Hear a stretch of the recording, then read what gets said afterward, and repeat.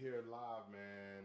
Once again, OnSet AI with the ATM agency. This is what our second encounter right here. So, I don't know if you guys had a chance to check out the first video. To be honest, we didn't really drop too much content. This is our actual first live OnSet AI systems with the ATM agency. But yeah, Yeah. man, that's a mouthful though. But yeah, no Diddy intended. But yeah, man, we all talk about AI right now.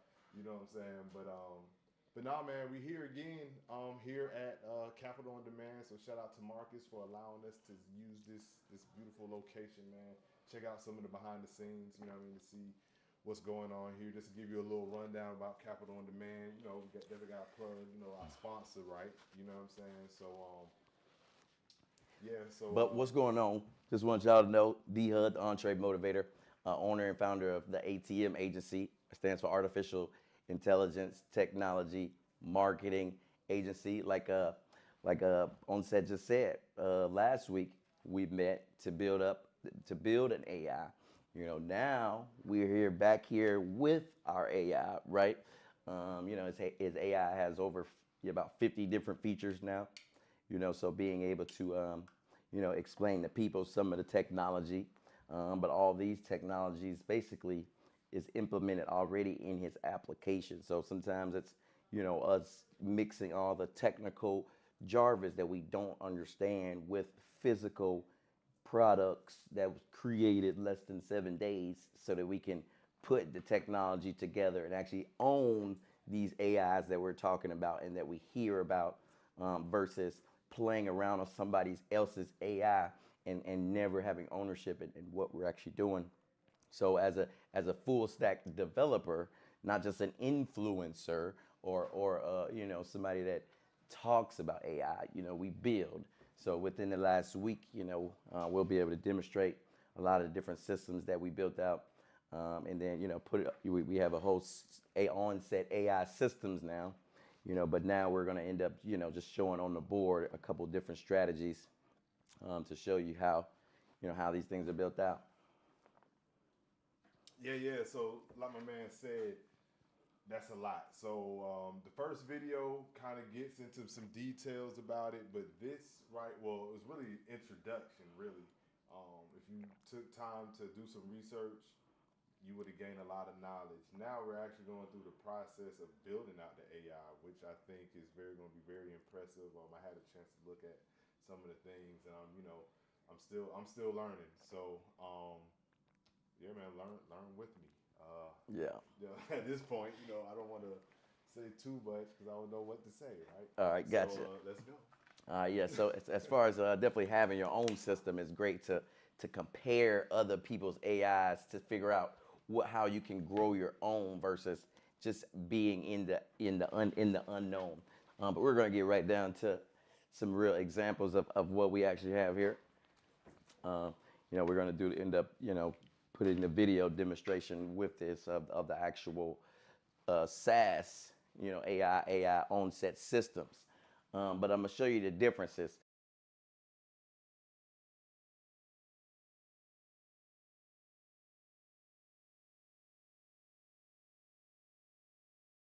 I'm gonna educate, on what SaaS is, what AS is, right? AI as a service. I know it sounds funny, right? And then what LAS is, because the most important thing in any system is the infrastructure, right? Most people even know what SaaS is, right? But that is not even the foundation of anybody's system. The SaaS should not be the foundation. They think it is, right? They're like, oh, I got SaaS to run my business. I hear you, right? So I'm gonna show you. Right? We got LAS, right? I'm gonna show you the order in process. All right, okay, gotcha. Make it a little bit lower. No, that was perfect actually, but just don't go no higher. Yeah, gotcha. All right, so we got LAS. We got pass, right? This is what everybody else knows, right? We got SaaS. Software as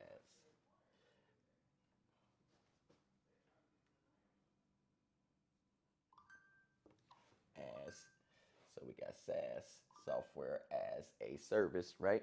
But we also, if you post anything on social media for a company, all right, have as. All right, so we're just gonna draw some lines. All right, so just to make it short, we have last, pass, SaaS, and oh, that's your phone. That's just live, just checking the audio. Okay, gotcha. All right, so we have last, pass, SaaS, and as, right? So most people understand what SaaS is, right? SaaS, software as a service, right? But this is the thing. This is ownership level, right? This is ownership level. This is just a visual platform built on the ownership level, right? For OnSet systems, this is what we built, which is as, it's called AI as a service, right? But he also has SaaS, right? Because there's, basically this is just AI enhanced SaaS, right? So when you talk about software, and we talk about, using somebody else's software, for example, you can use anybody else's software, but for them to actually integrate AI, you have to wait on them to integrate AI in the systems. So you don't have ownership. When you don't own this level right here, you don't have control to add AI to it, right? So let's just say last, because this is actually an important thing, right? This is actually called, like, actually as infrastructure as a service. Infrastructure as a service. When we think of some of the biggest companies in the world that are in control of server stuff like AWS, right? Like Google Cloud, right? We talk about infrastructure. It's literally digital infrastructure, which is your server.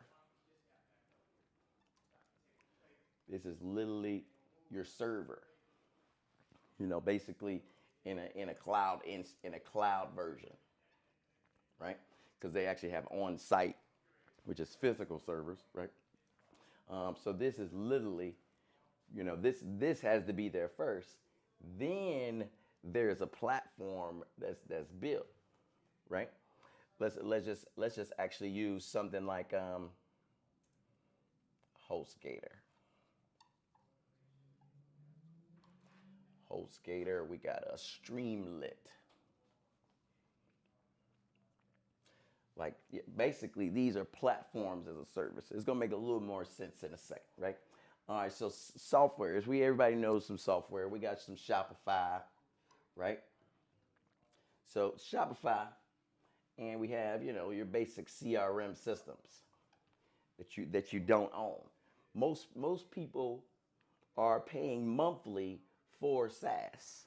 Most people are paying monthly for SaaS because they don't own it, right? But this is the thing.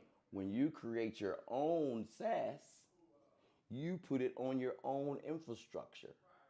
So that's how you charge people to use your SaaS. That's when you create your own SaaS. And now you would be in this category, but you would actually log in here or log in here. Your users are logging in here, right? Your consumers that's consuming your product is logging in here. So Shopify, for example, if you need 5 Shopifys, you're gonna have 5 bills. You're gonna have 5 bills, and you're gonna have probably 5 logins, right? But a basic HostGator, you can actually have WordPress is actually your SaaS in that instance, but you actually get to log in here for HostGator. Even though it runs, you can have probably 5 different WordPress in this area, right? So, but as all it is an enhanced version of SaaS where AI is already inside of it, right? And us as business owners, entrepreneurs, that's what we want to do, leverage AI as much as possible. And since we're already using SaaS, what we should be doing is powering our systems using AI, which makes it AI as a service.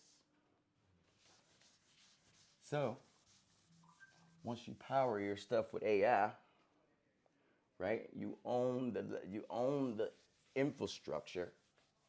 Because if we don't own these things here, then we're going to be paying for SaaS for the rest of our life versus creating our own system to sell to other people. So next time when you think about SaaS, just think about how can I own that SaaS, or what do I need to set up that same situation, right?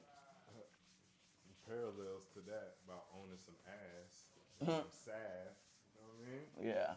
On that swag, you know what I mean? It's all so from what I'm really getting out of it is ownership, right? Yeah. Just like everything that we've been preaching for the past couple of years now, and with this economic boom, Yeah. is ownership.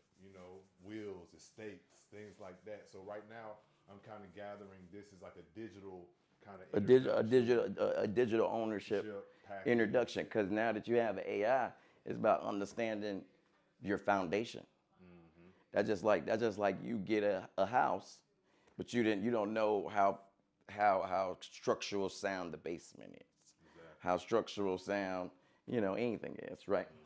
But this next one, this actually really shows you the difference between ownership and non-ownership, right? Because what's the difference between commercial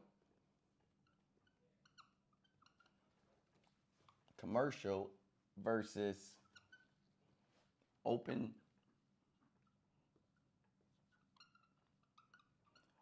source and okay, I'm gonna put another one. Free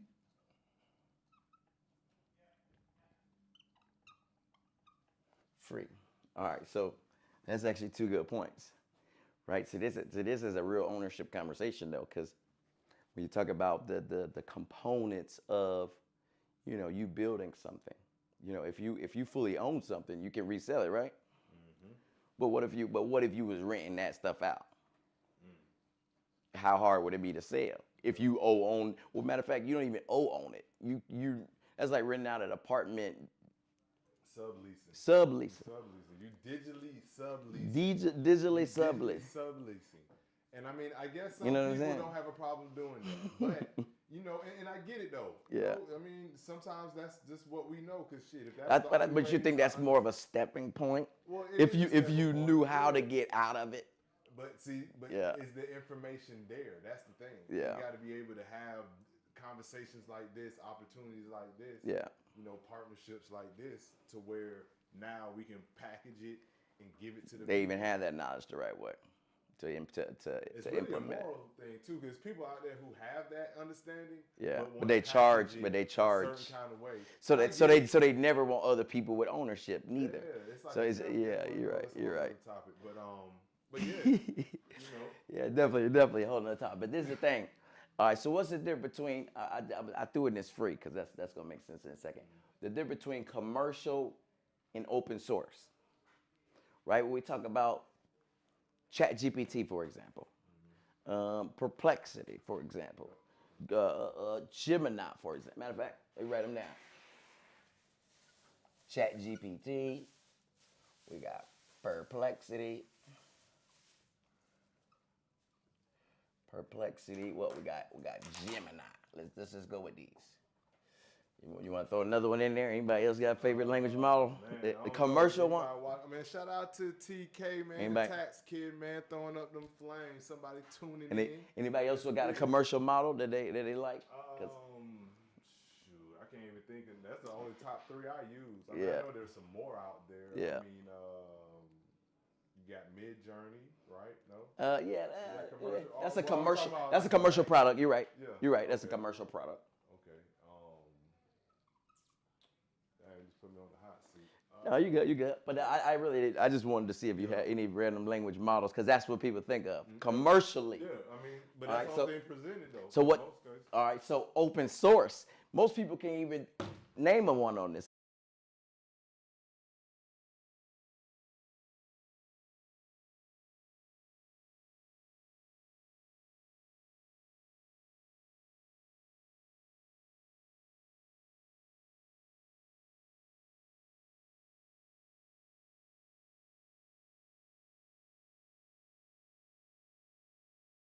So let's just say open source model. We got Llama 2,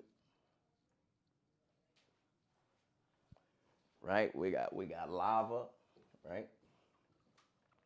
We got Minstrel, right? We got I'm just throw another AI tool because we threw Midjourney on here. I'm gonna say Super AGI.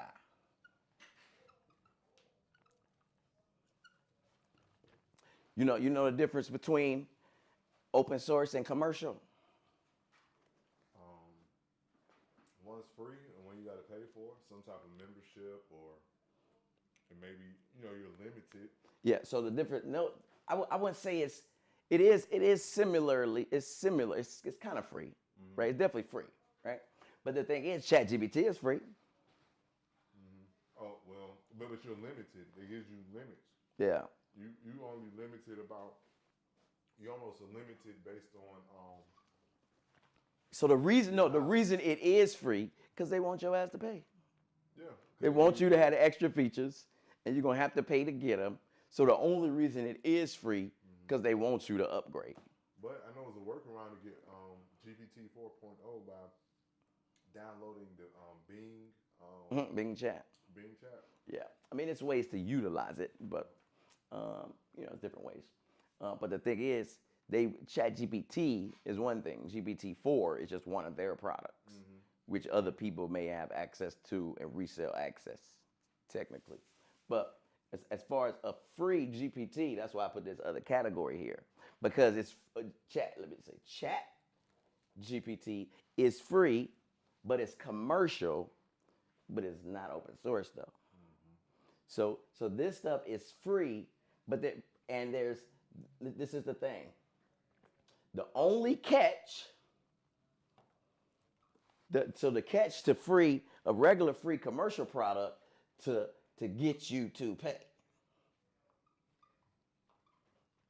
That's the only catch. They want you to pay. So when you see something free, most likely you're the data. If it's free, you're the data.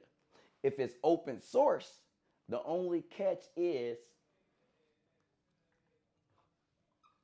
implementation. So not only is it free, there is never no catch. The only hardest part is it's technology, not an app that somebody is about to try to upsell you on.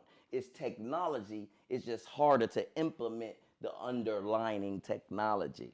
So that's where you need like a specialist or somebody. I mean, or developer, developer. or sometimes it's reading directions. Yeah, exactly. But it's not gonna, Learning. but it's not gonna be, you're not gonna find open source apps in the app store. So when most business owners, let me see what AI apps is out there to help me with my business. If they're searching in the app store, and that's their first thing, the place to look, they've already lost, because they're looking to pay for a commercial solution. Maybe it's to try some stuff out, till you learn, right? But when you're looking for open source stuff, GitHub, Hugging Face, you know what I'm saying? These tools are free, right? And this is another huge difference, though. For one, when I use ChatGPT, what does it cost? Not ChatGPT. When I use Gemini on the back end, if I use OpenAI, Perplexity on the back end, if I power my business, matter of fact, if I power my business with, let's just say ChatGPT. Matter of fact, let's just say OnSet systems. If we power that with ChatGPT, we cannot sell them the AI because we don't own ChatGPT or Gemini or Perplexity, right? So these these models, you can have ownership on them, and you can train on them, and you can evolve them, you know, by putting metrics on top of it. And this is the thing: if I were to create a product, if I use ChatGPT inside OnSet systems, you would be paying API keys, which is a monthly expense, a daily expense. It's actually an expense every time you use an API key. So to eliminate API keys is another thing, right? And then when it comes to building your own AI projects, you know, that's why I listed, you know, Super AGI, because this is actually an AI tool that allows you to send out, you know, custom emails using your AI, send out Notion, you know, automations using AI, you know. But when you use an open source tool, you can, of course, you can use it for yourself, but you can also build commercial technology. So this category you can resell. So what we were just talking about with ownership, we can't resell somebody else's stuff. We can upsell. You can upsell some ChatGPT tokens, open API tokens. But if you do the exact cost of what it costs you, how are you running business? You know what I'm saying? So as far as being it, and that's literally what most apps do now. They're upselling you some certain amount of tokens. But we know the source of where it's coming from. One of these commercial people. You know what I'm saying? So your system is powered by this. We could power it by this for specific responses, but we can use this all day for free, nonstop. You know what I'm saying? Because it's not only is it open source, these are local language models. So this is actually local and open source, which lives on the computer. So when your internet is off, this is not going to work. That's not going to work. That's not going to work. That's not going to work. This is going to work. This is going to work. This is going to work. And this is going to work. That's powerful. Just saying. But see, that's crazy. Ownership and the fact that you actually can fully. Now, hold on. Tell us about the cloud application. Yeah. I know that's probably something that was going to be next on top. Oh yeah, because that's part of the ownership. Check this out, guys. Now this is where it gets like for real. Like check them out. It's really where you putting it, because we're deleting these people since we're not going on. We're not going off. Sam Walton. Yeah, whoever, whatever. Elon, Feline, Peon, whatever. You know what I mean? Stop playing with us, man. We coming in the OnSet way. Feel me? I ain't gonna lie, Elon the open source master. I ain't gonna lie. Yeah, but, true. That's a fact. You know, we gotta respect that. All that. He could be a shrewd type of you know what I'm saying? innovative and don't even really put that innovation. He is an architect of that. So shout out. Yeah, put out them schematics, man. Keep it going. We going. My bad. You're not a peon, Elon. My bad. But you know they do have a few weird theories. But yeah, but you know they get a little head start and they get besides themselves. Yeah, as I know they learn how to clone themselves because they start getting besides themselves. Y'all hear that? Burn, burn. Y'all lucky I ain't got them horn. All right. $1 million worth of game. All right, we call it deployment.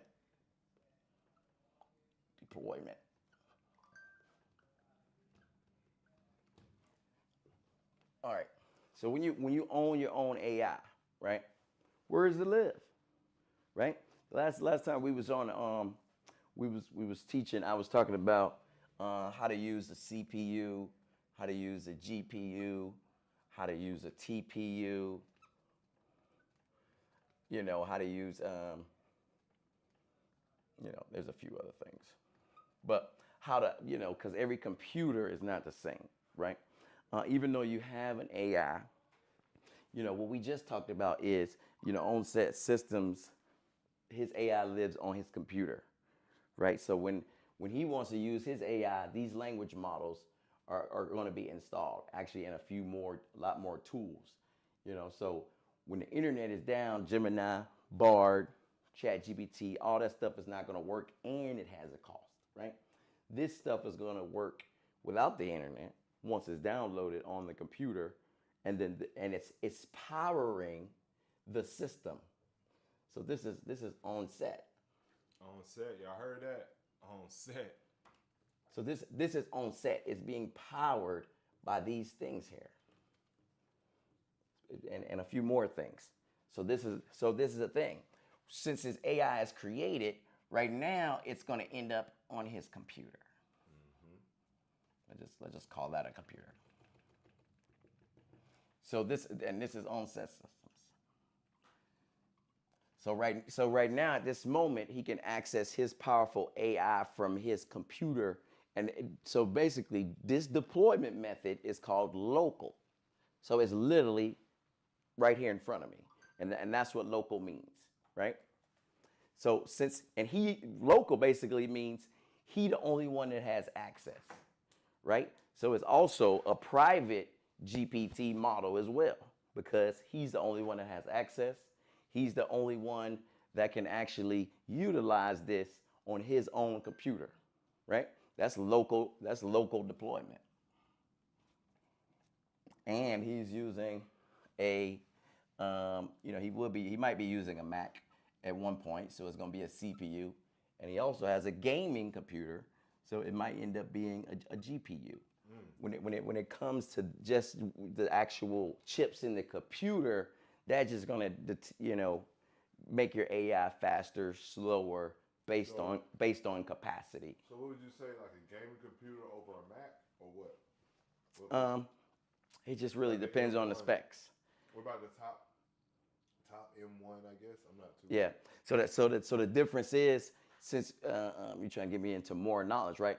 Okay. When you get, since we're using CPUs because we're using quantized models. Quantized large language models. When we talk about chat with the other ones, chat GP, whatever, and Jimahoo, those things aren't quantized. Those things are, 1,000 gigabytes. Let's just say a random number, right? We can't download that. But what they did is they take bits and pieces out of an open source model.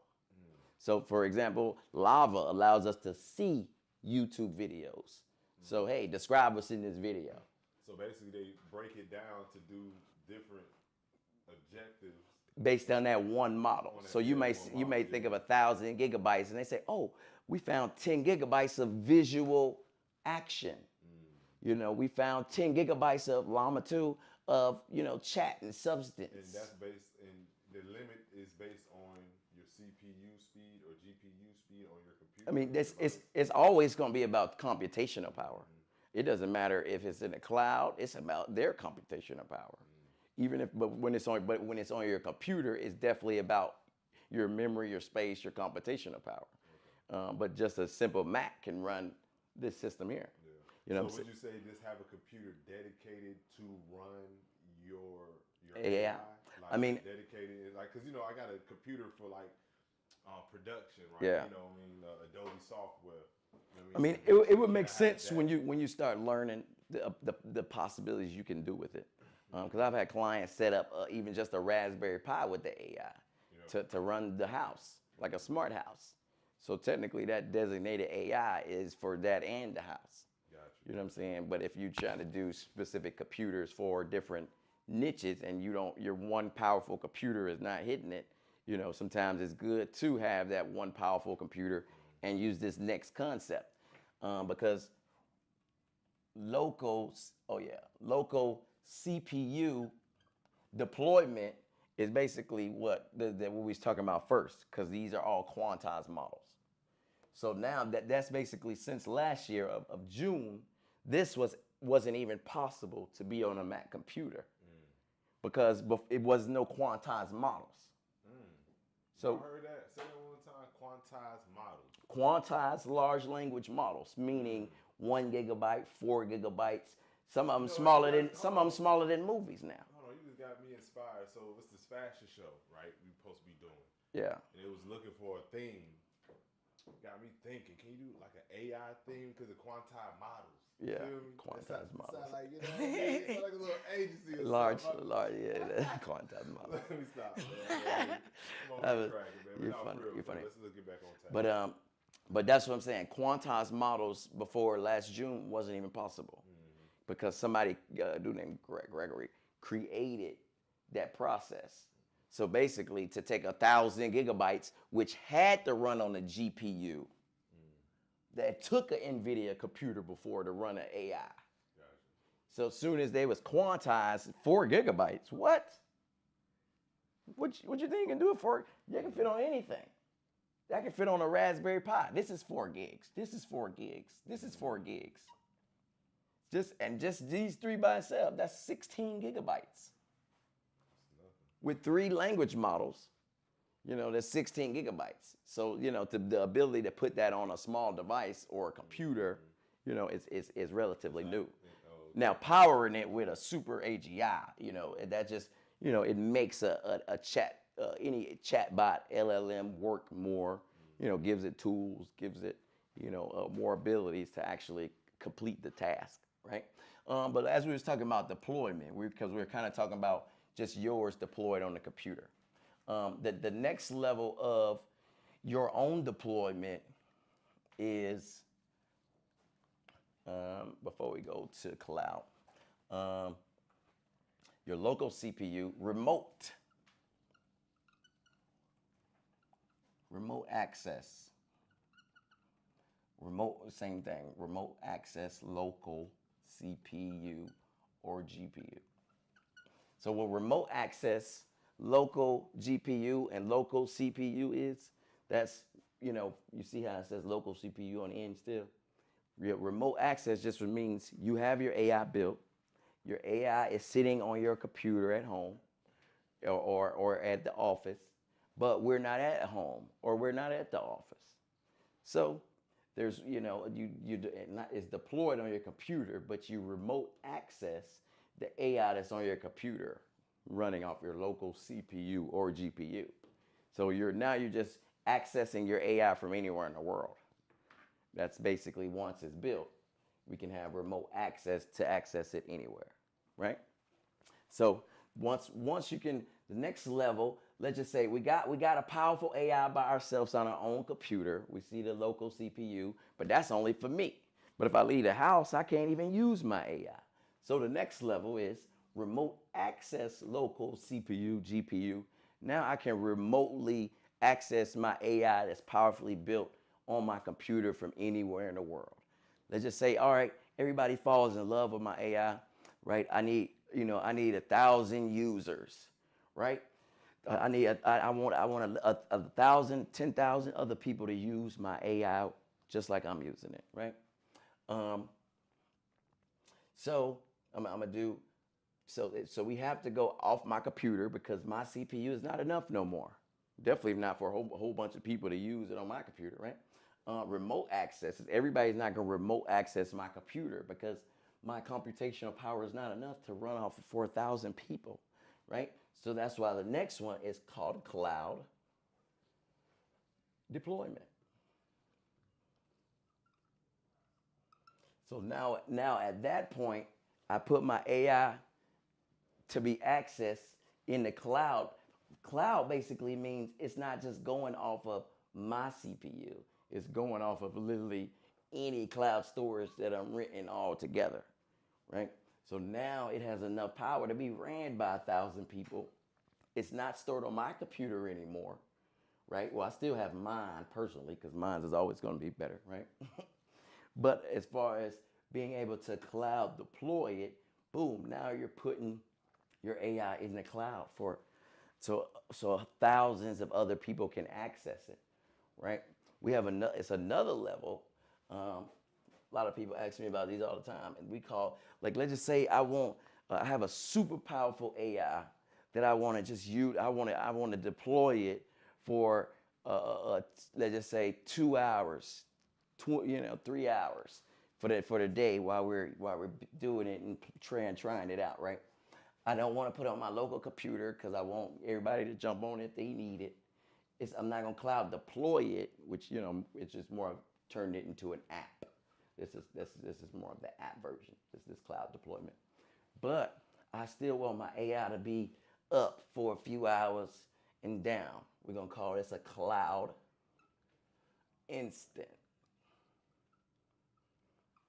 So, and it's basically renting You can rent basically mega computers, mega GPUs. It's almost like renting 100 computers, but you can digitally in the cloud, virtually, but you can rent it for 2 minutes, 2 hours, 30 minutes. Cloud deployment is deployed, and you're paying for space and users and everything associated with. But a cloud instant, just like I said, it's not staying up forever. It's only meant to be temporary for different purposes. Sometimes it's testing, sometimes it's different things of that nature. So that is deployment of your AI. You can deploy it on your own computer. You can remotely access your AI from your local CPU, GPU. You can deploy it in the cloud, or you can use a cloud instant. And that's the ways to deploy your AI right there, right? Hope y'all got that. Yeah, man.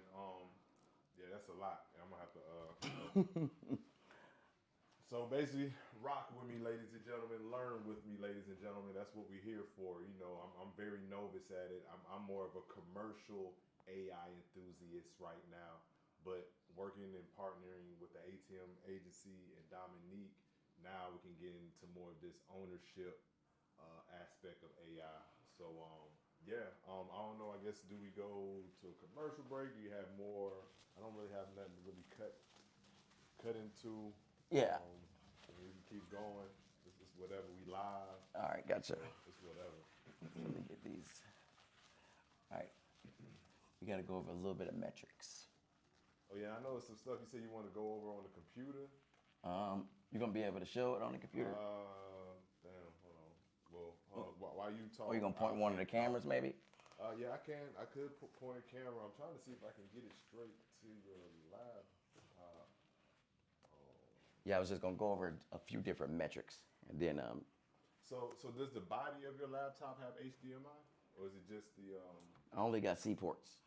C port. I don't think I could do a C port. I don't know, do they have a C port HDMI port? Right here. But is it extra HDMI? No. No, that's what I'm saying. I don't need an extra HDMI. If you had like a tube, or if I had an HDMI splitter. Oh, you ain't got one of those? Oh shit, do I? Do I have an HDMI splitter? We still live, right, though? Yeah. All right, gotcha. All right, so the main thing, this is actually a big concern. A lot of times when we're building out these AIs, even in systems, a lot of times we don't see, on the front end, these things, but these things are done on the back end, when it comes to metrics, right? Metrics is basically just saying that, okay, you got your own AI, but is it doing good? Is it racist? Is it making up stuff, right? Question, I'm sorry. Yeah, go ahead, you got. Whatever you need to show, could you show it on my laptop? And I can connect, because I got a free HDMI to where I can, whatever you need to show, I can import it as a channel. And then you just have to work off my laptop to show the AI. It would have to be fully installed on your computer first. Oh, for real? Okay. Yeah, gotcha. You can point one of them things over there, the camera footage over to the. Yeah, I could. Closer to this. Yeah, I mean, I'd just rather have it Like on the actual screen, sure. Yeah, but fuck it. And right afterwards, I can definitely record my screen and go over some of these options too. As far as the post. So we'll make sure we have that part. Definitely. Okay, we'll just run it like that. Okay, gotcha. All right, so metrics is you have your own AI. How do you make it better? How do we grow it? How do we track the things that's going on? Is it racist, right? Is it making up stuff, right? They say hallucinating. They say That's a term? Yeah, they like when ChatGPT makes up something, or just says something out of line. That's hallucinating. Oh wow. Because they don't say it's giving wrong answers. They say the LLM is hallucinating. Wow. You know what I'm saying? See, and that's something that you don't really hear about. Okay, that's Yeah. a good perspective. So to be able to, and when How can you limit that for your own personal AI? exactly, and that's the questions people should be asking.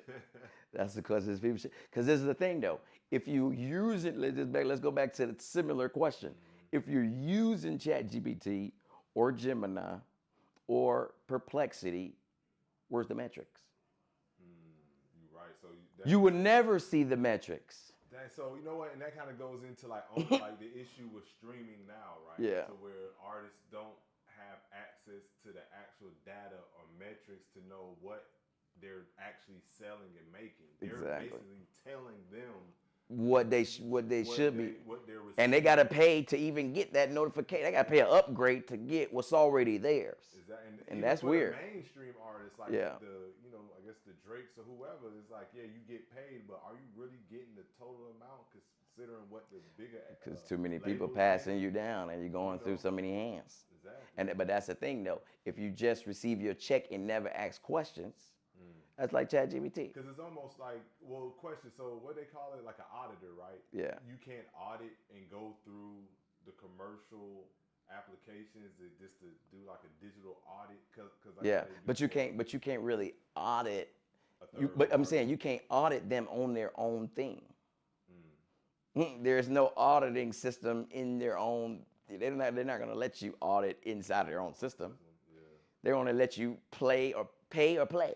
So the question is, if you're developing your own system and you offer an auditing system or situation where the consumer has access to your AI through the cloud subscription, but you create it to where they're able to see all the metrics on it. Exactly. Like an open source, or kind of like, what is it, like smart contracts? And I mean, basically it's just underlining, because what we just talked about deployment. You have OnSet AI systems, so it's easy to put metrics on it and kind of view your own metrics and then improve that stuff. Now, but let's just say those metrics is it like a newfound way of looking at data and understanding data? Yeah. Or is it still well-known metrics where you can read and apply for other reasons? Like, is it like a whole new wave of information? Yeah, it's a wave of technologies, multiple technologies to build on top of this infrastructure to allow you to. We own these now, but we can easily just take the response and run with it, but that's not going to help it go better. You know what I'm saying? So we're putting metrics, different types of metrics on it, for one, to make sure it is doing good or it is doing right. So would you be using AI to self-manage itself to develop the metrics? Some of that. A plan for you to read and look at, 25% this, 30% that. Let's see if we can enhance that by doing X, Y, and Z. Exactly. So that's the kind of stuff I'm about to talk about. Yeah. But those are real questions to figure out. But most people, like I was in the room on I think I told you on Clubhouse, and they were basically saying how ChatGPT could be racist, right? ChatGPT could be all these things, and I'm just like, how many of y'all have tested? How many of y'all have built the AI with GPT-4 versus playing on ChatGPT to even see the metrics behind what you're speaking of, right? It was times where, Mid-Journey had come out, and I'm like, why is not making a black woman like I needed to? You know what I'm saying? Why the queen's not spitting out like it needs to? What's up with this melanin? He was with a melanin. Who taught this? Somebody tell Sam get melanin this month, Sure. But as far as, metrics, if we just stay on their application, they're seeing them. We're the metrics. That's what I'm saying when I'm saying free. We're training their stuff. To then sell it back to us. To make it better. To make it better, then sell it back. And keep selling it back to us. Based on our information. But we don't. The pimp game's strong, boy. That's what I'm saying. But we don't even see the metrics. We are the metrics. We are the soft people. So that's what I'm saying. So metrics wise, there's a few different types, right? We talk about just straight up metrics of groundness and truth, stuff like that. Like, is it telling the truth? Let's just say we got one called True Lens. True Lens is an open source. Everything what I'm talking about building upon our AI is open source. so that it can be commercially used, sold, resold, repackaged, whatever the case may be, right? True lens, it just tells if the AI is telling the truth. If we told it the right code, is the code even correct, right? Because it's comparing answers, with relevancy, right? To be able to create custom metrics to try to get, adverse answers, asking about black history, and we're getting answers that we don't like, but even if we don't like the answer, now we have the metrics as to why we got the answer. You know what I'm saying? Because then we can figure out how to reverse that. So question, so say if you use the commercial applications, come up with an answer, but still and yet you have um, your own open source local AI, Yeah. right? Can it fact check and kind of add the value that it may be missing on the answer that commercial application gave you? Exactly. But that's why when you get into RAGs is what we're going to talk about next. Okay. But it's basically we gave it memory, gave it database. So like let's just say we did a YouTube check. I mean scanned a YouTube video. You know what I'm saying? It's if we ask it a question, just a RAG by itself is going to refer to the YouTube first, based on the facts that's in there, whether you that was true information or not. You're feeding it information before answering a question.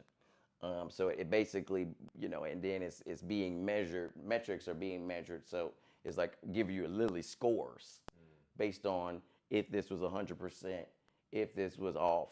So now it's like a report card every time it speaks now. And you can actually create custom metrics. You can create a racistness metrics. And just keep asking questions related to it to figure out the responses, right? But True Lens is one form of technology, right? Another form is Lang Smith. So this is a real important one.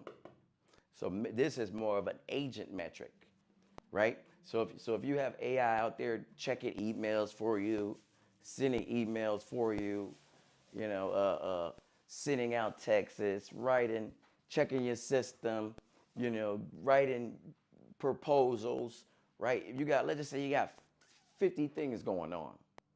How do we see how efficient these people are working? How do we see how efficient these AI people are working? These AI VA CEOs, you want to call them. That's the name of my book. But these agents, that's really what they call, AI agents. Because they're doing tasks. They're completing tasks. A chatbot just sits there. AI minions. Yeah. So a chatbot, you have to sit there and be like, what? We talked about last time, supervised and unsupervised.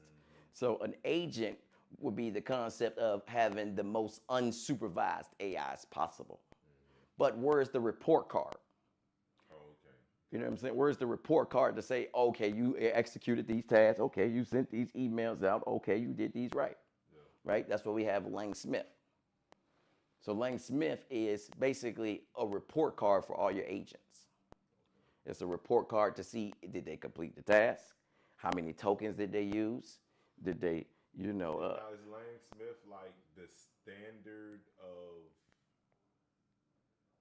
kind of like, say, because eventually this is going to be like a thing, right? Like this is going to be a part of business.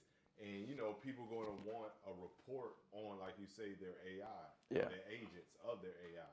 Uh-huh. So would Lang Smith be like the industry standard? Right now it is. It is? Yeah. Okay, until somebody supersedes that? Yeah. I mean, and it's going to be hard to supersede that. But because I know last time we talked about Lang chain.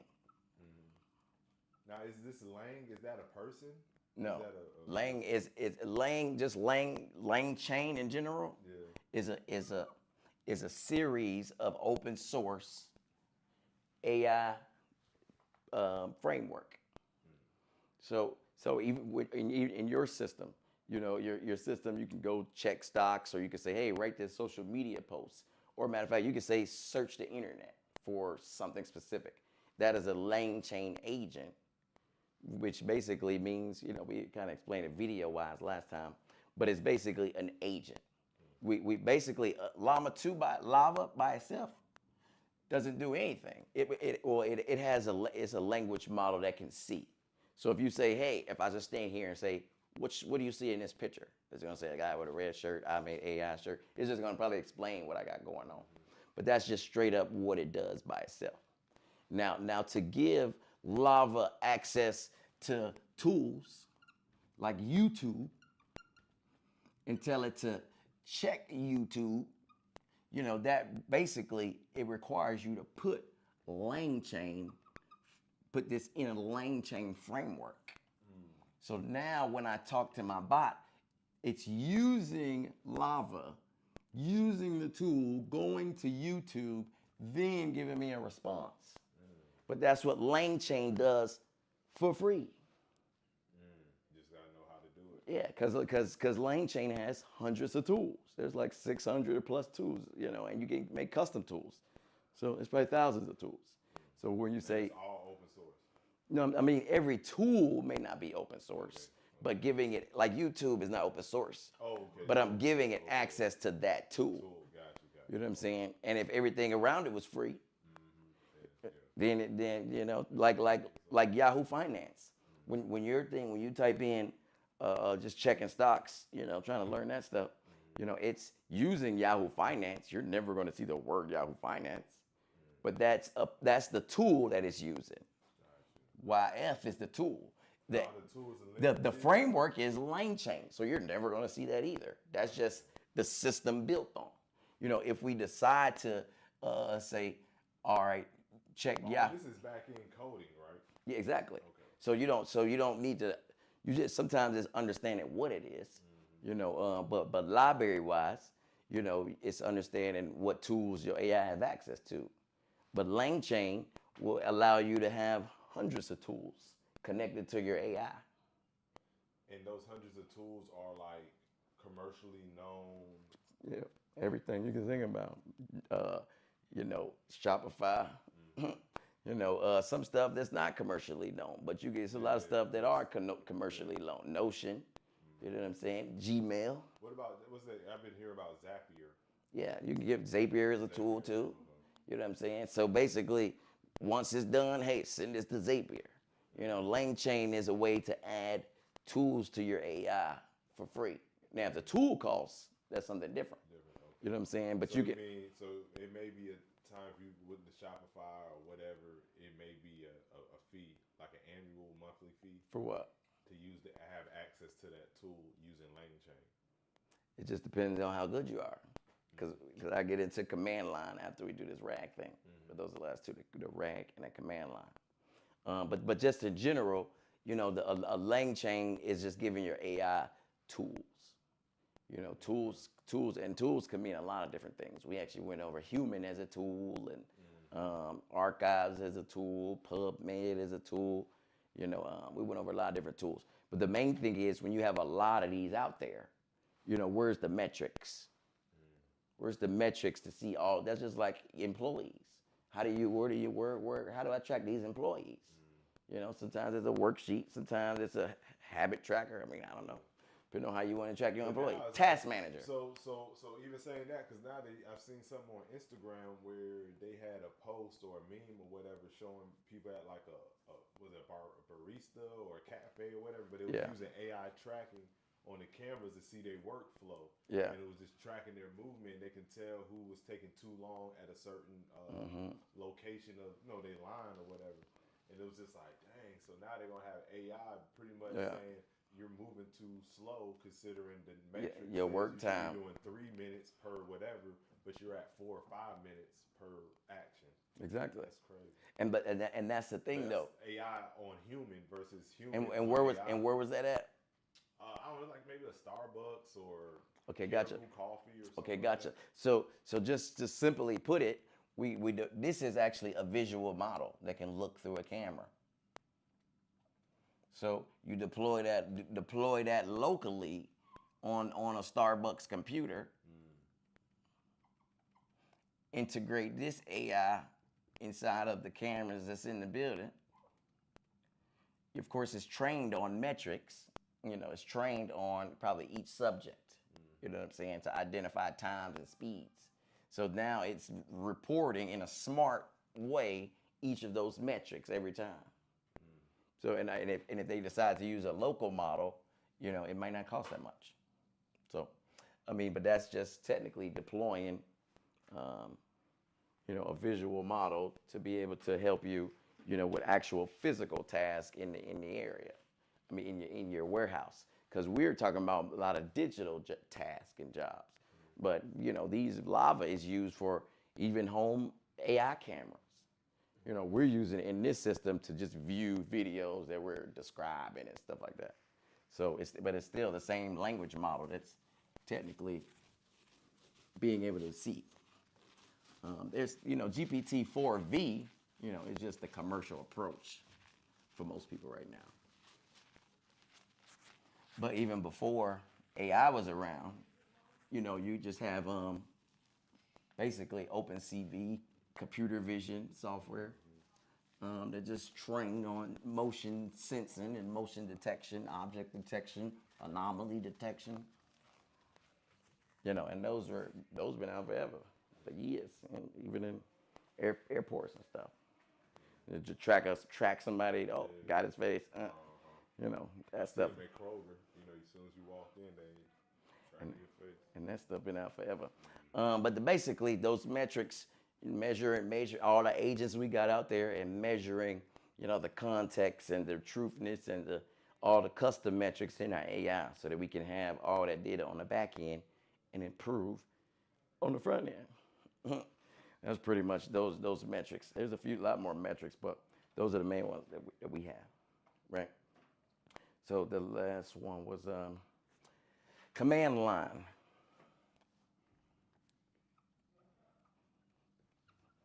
Command line AI. This is one of the most powerful AIs there is. This is one of the most powerful AIs there is, right? We talk about, plugins, and we talk about extensions, and we talk about, just being able to have a real powerful AI. Command line AI, this is not actually a specific name, right? Because there's a few different AIs that can control your command line, right? One of my favorite ones is actually called Open Interpreter, right?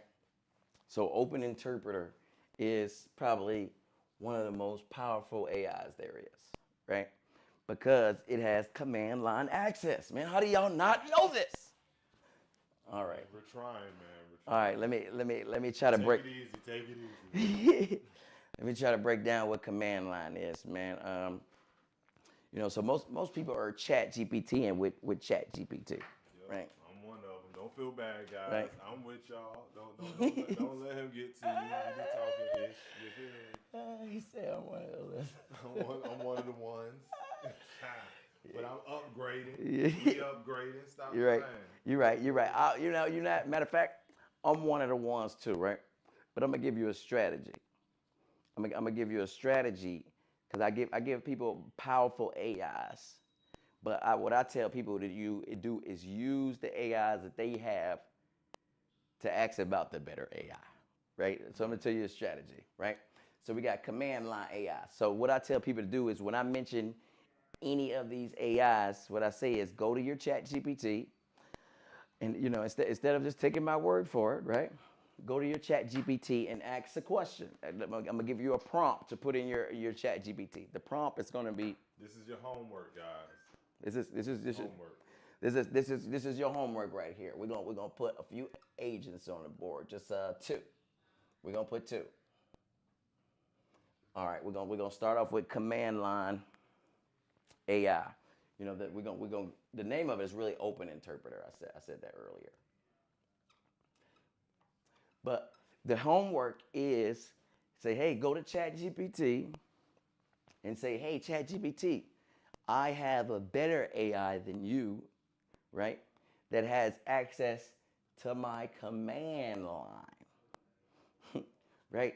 And give me, tell the AI after you say that, say, give me 100 different prompts, ChatGPT, that I can put in my better command line AI to automate things in my business, right?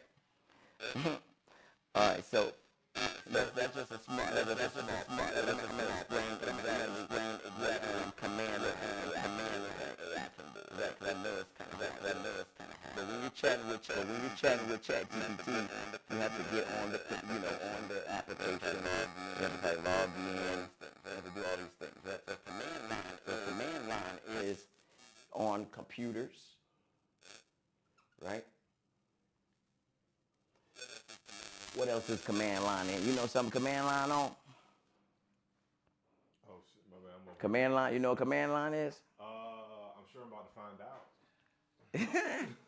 All right, so every computer, even before the software is installed, they have command line on computers, right? They got command line on drones. They got command line on Raspberry Pi. Let me actually tell you a real command line scenario, right? You see Iron Man, right? You remember the dude with the toothpick, right?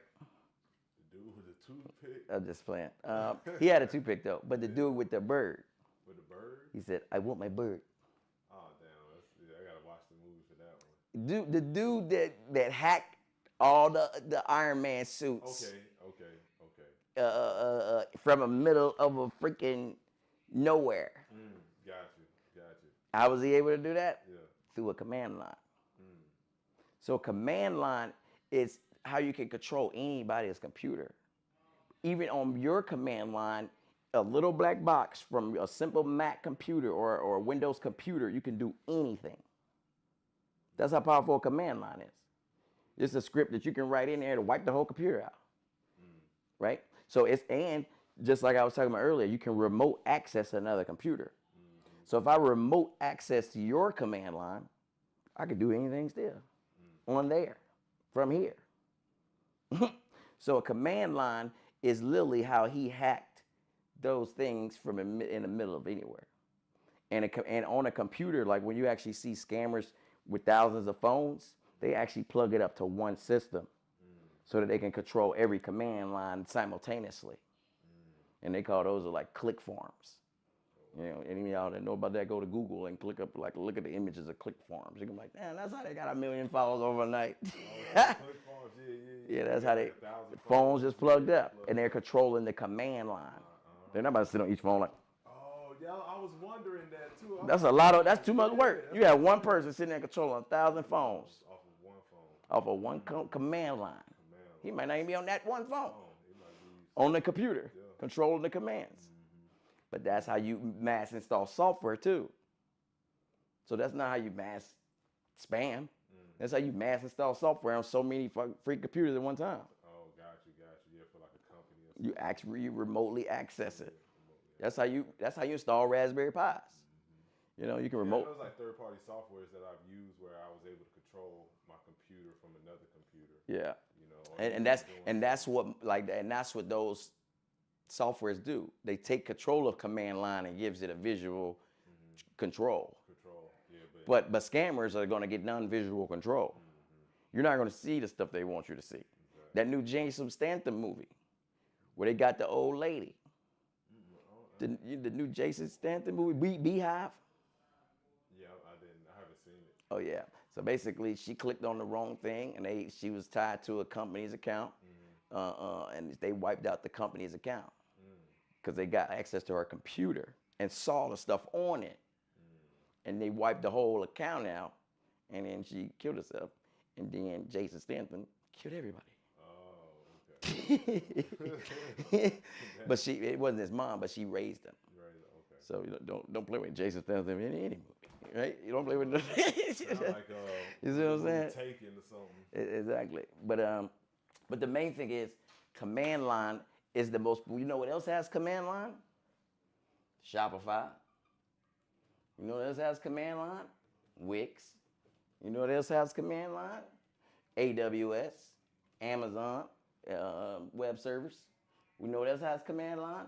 W WordPress, which is called WordPress CLI or Shopify CLI or Wix CLI, right? All these things have command lines. So what that means is, just like for Shopify, for example. So tell me, if I have access to somebody's Shopify command line, why would I need to log in? If I'm doing something for a client, for example. Oh, yeah. Well, I mean, I know like the platform I use to pay per view. If I'm ever having issues, they can always go into the back end and fix it for me on my behalf. Yeah. Sometimes it's not command line, but more maybe administration. Sometimes it may be things like FTP, file transfer protocol. But the main thing is, when you give your AI command line access, all you gotta do is talk to it now.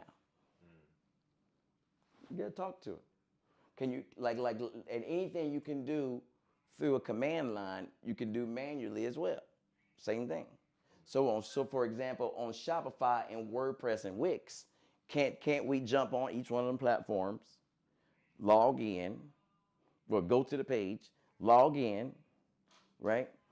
Get to the page after we logged in, add a new web page, put some code on there to design a new website, a landing page, make that the home page, and then boom, we just basically made a quick little one pager, right? All that manual stuff. But what if I just said, hey, AI, do these steps. Do these steps. So if you chat with your command line, why would I do all that manually when I can say, hey, start a new, spin up a new site, put code on that page. So I don't know if this is fully making sense. But if you can chat with your Shopify to do stuff, whether you're putting stuff in there, hey, add this new product on here real fast, and add this as the title, and put it at 30. So when you talk, you mean actually physically talk? If your AI, like all my AI is, I can voice it. So technically, instead of just chatting with it, typing, I can just chat. You know what I'm saying? But if you can chat with command lines, how powerful is that? Right? When I first installed Open Interpreter last year on my computer, the first prompt I told it to do, I said, organize everything on this computer and put it all in one folder. It literally started dragging folders around, moving stuff around, because it's in it, and all I did was type it in a little black box on my computer.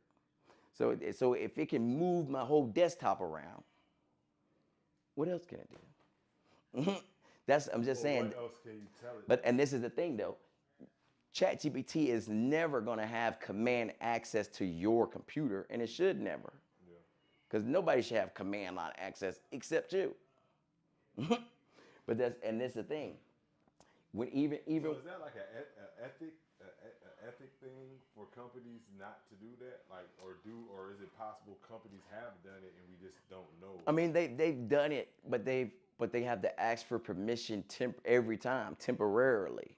Okay, so that but personally, that's not something I'm gonna let another company do to me. Yeah. I'm gonna install it locally. Laws in it to prevent that from happening. Ideally, I mean, for at least hackers. I mean, yeah, because your computer got to really. I mean, hackers are gonna find a way. You know what I'm saying? You got to know what that looks like to not. So is that something that we should be worried about as developing these type of systems to prevent people to? Definitely never let nobody get your command line. Because the thing is, what's the thing they just put in people's head? Neuralink. Yeah. I'm pretty sure they got a command line. Just imagine somebody get control of that. Yeah. That remind me of what? Ivan Ooze from Power Rangers. Oh, yeah. Oh, you taking it back. That's AI there. So we got to put that in the clip. A picture of Ivan Ooze. That's what I'm saying. That's AI. That's what I'm saying. When command line, somebody gets, and that was always the biggest threat to computers and AI. It's actually called a rat. And the biggest threat to biggest threat to people in the streets, I guess. I know, right? See the similarities, guys? See, it's all still the same. It's all still. But look, but a rat actually means a remote access Trojan. So it's basically a remote virus. Shit, that's what a rat is. It's moving around and it's killing our people. It's a Trojan. Get in and like just. something you need or want. That's what I'm saying. Look like something else. Yep. It might sit there for a while. All that information. Just waiting to expose. Transport that shit on your ass. Just ready to sit there and do something stupid, right? Crazy. But the thing is, when you have an AI that has command line access, you can prompt more advanced prompts to systems. And let me show you a different Python libraries is one of the hugest things that make Open Interpreter super powerful. That gives it almost unlimited power, right?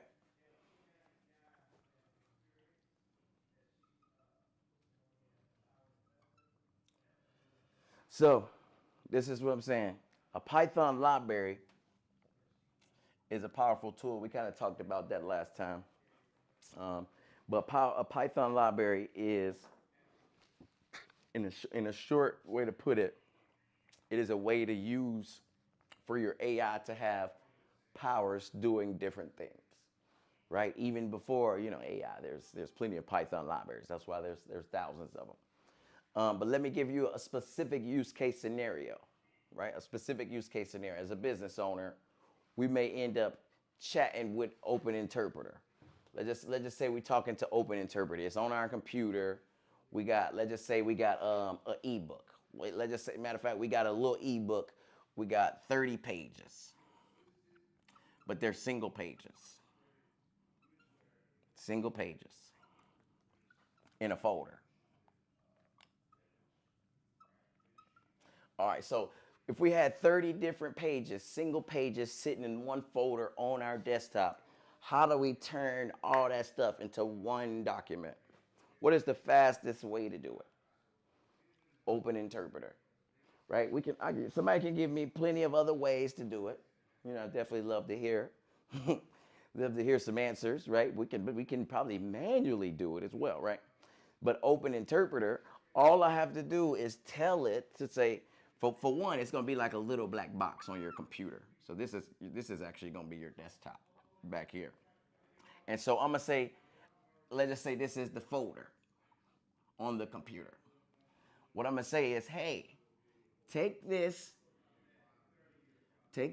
folder, combine all PDFs into one. So this is an Open Interpreter prompt. What I'm gonna say is I'm gonna take this PDF, take this folder, single file, and turn it all into one. And then since it doesn't have a context to the folder, all I'm actually doing, I'm actually gonna click it and drag it right here. I'm not actually uploading anything. What's actually gonna happen is gonna show the file path, which is really just an address for it located on your desktop. You can actually manually type it as well. Or you can drag it first to say, hey, boom, drag here, take this folder and turn every single one of these 30 files into one PDF. So what Open Interpreter is actually gonna do, right? Open Interpreter is gonna grab this folder and it's gonna say, it's gonna read it, and it's gonna, this is the smartest thing ever that I've seen an AI do, right? It said, take this file folder, turn them all to PDFs. So it looked through this folder and was just like, okay, these are PDFs. I need to read the PDFs. I need to combine the PDFs. So since it realized it had to do all those things PDF related, what Open Interpreter decided to do was to go download a tool, which is a Python library. So by itself, it went to go download PyPDF.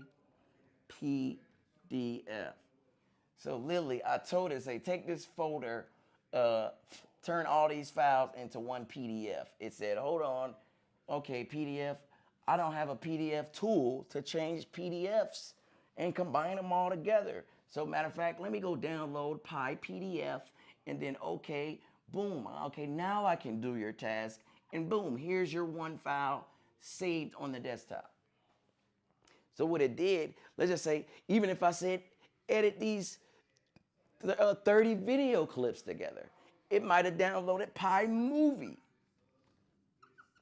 by itself because it gave itself the tool to go do the job, which would have been either putting together PDFs or putting together videos. So and it's doing the whole thing, and boom, here it is back on your desktop. Nothing ever got uploaded to the internet. Nothing, no data was ever compromised because Open Interpreter lives on the computer. Now you can power it with Llama 2. You can power it with GPT-4. You can power it with Gemini. But the thing is, if you power it with Llama 2, now you're doing automations like this at $0. $0, right? Y'all heard that. Well, it still costs you because, you got somebody that actually has to develop it. Yeah. But the actual, you know what I'm saying? But here's the thing. How much AI can cost you in 10 years? Woo. Boy, you better get it while it's hot. I'm trying to tell you. That's what I'm saying. You better get it while it's hot, baby. Because if not, you're just going to be paying the cost. Yeah. Pay the cost to be the boss, baby. You can pay the cost. You pay the cost to have your own, be your own, and resell it. Resell it. See, that's another thing. If you get in early, ladies and gentlemen, you have the potential to resell it and be an innovator in the space. And that's what OnSet is trying to do. We're like forcing ourselves into this AI space, partnering with people like this. You know what I'm saying? That's really putting in the man hours. Like this man right here put in hours of this information, right? Like this is crazy. I'm trying to tell you guys. So this is something special because I haven't seen this online yet. This type of information being like documented and spit at, like, come on, man, like I should be putting this on my pay-per-view paywall. So in a minute, this is gonna cost you. All right, just to let you know. Oh, they know that AI boot camp coming up. Oh but yeah. They're getting a little bit of it now. Yeah. They ready to start building their own. And that's what it's about, though, man. Like, we trying to really feed the community something like this. We're gonna keep it reasonable because we actually know that we're behind. And for me, I'm not trying to get biblical or nothing, but you know that whole saying, like, the meek shall inherit the earth. You know what I'm saying? What was up will be down, and what is down will be up. I honestly feel like AI has the potential of being that because, a lot of industries that have been up for years, like generations, like legacy brands, you know what I'm saying? Potentially, they're going to make a shift and a pivot, but I think they're going to take a real big hit. And depending on how we respond to it will determine if it really shows value. Yeah. You know what I'm saying? So we honestly have the power once AI hits these industries, but we need to be in position of ownership when it happens early. So when those industries come down, we will be building up. Exactly. You know what I'm saying? Now we can hold hands and unify with this AI. You understand? So, hey, man, I'm just trying to let you know, man. I'm a righteous man, and y'all messing around. Got AI in my hand. Let's get it. All right. This next part is I'm gonna tell you how to superpower your AI. Superpower your AI. Just these list of tools. I'm not gonna break them all down because that'll be a long night. But the thing is, I'm gonna give you the top list of AI tools that'll help you eliminate almost all these apps that that you're paying for, right? And the thing is, if an app, even if an AI app is not using these frameworks, then you said 30? 30. Okay, gotcha. Using these frameworks because these are the most advanced frameworks of AI there is out there. And as we built, our system, it's not about a chat bot. Let's just say.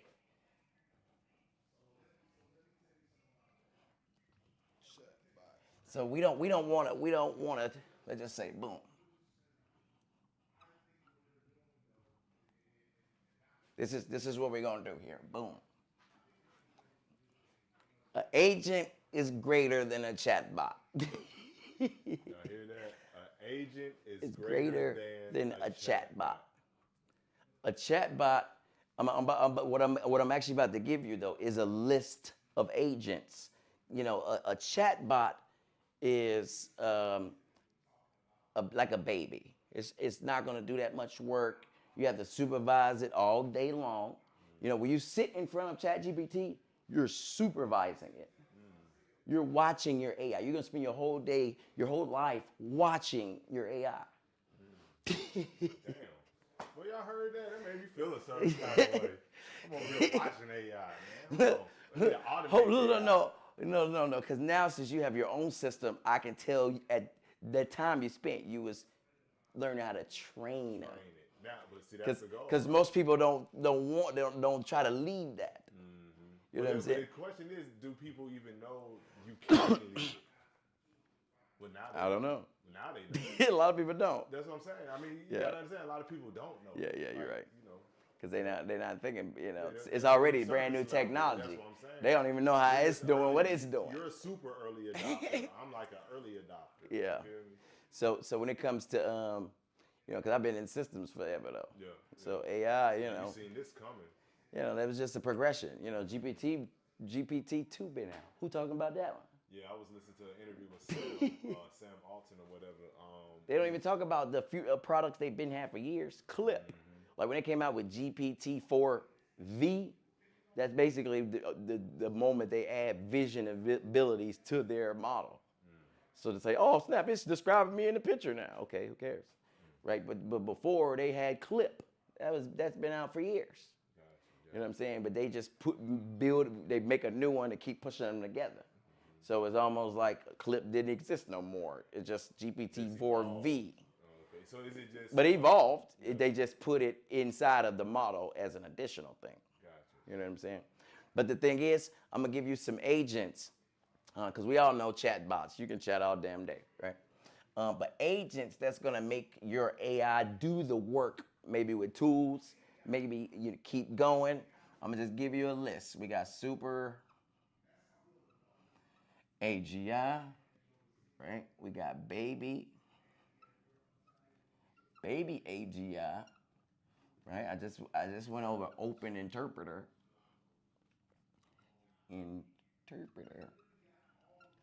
right? We got Crew AI, right? We have AutoGen.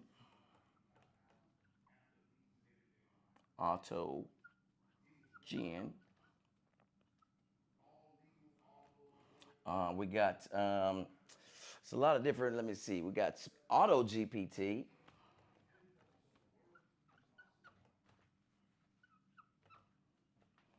All right, we got Open GPTs.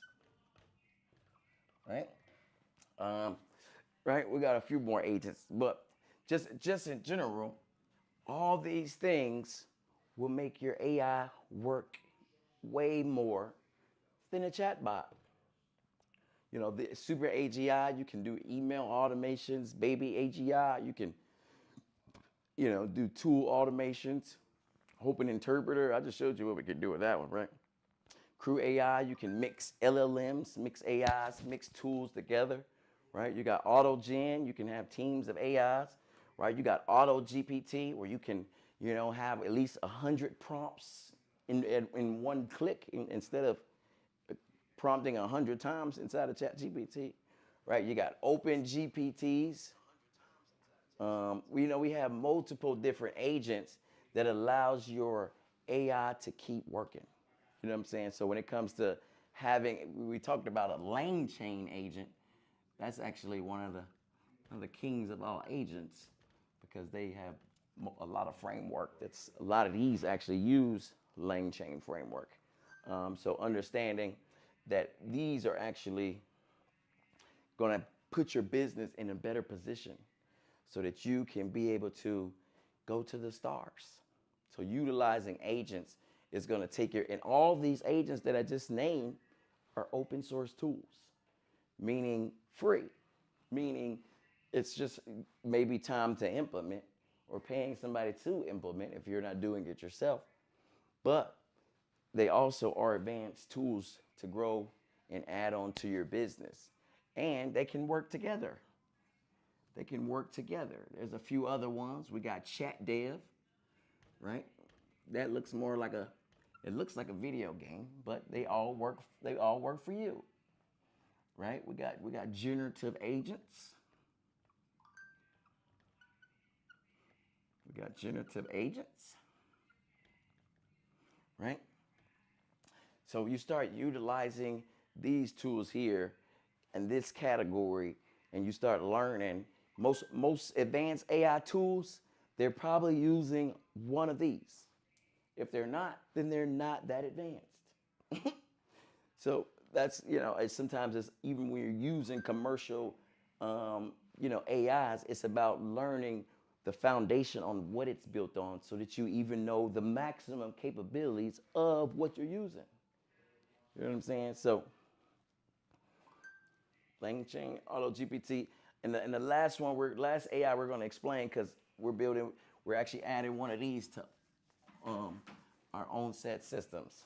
So the right now, we're gonna call it a LangChain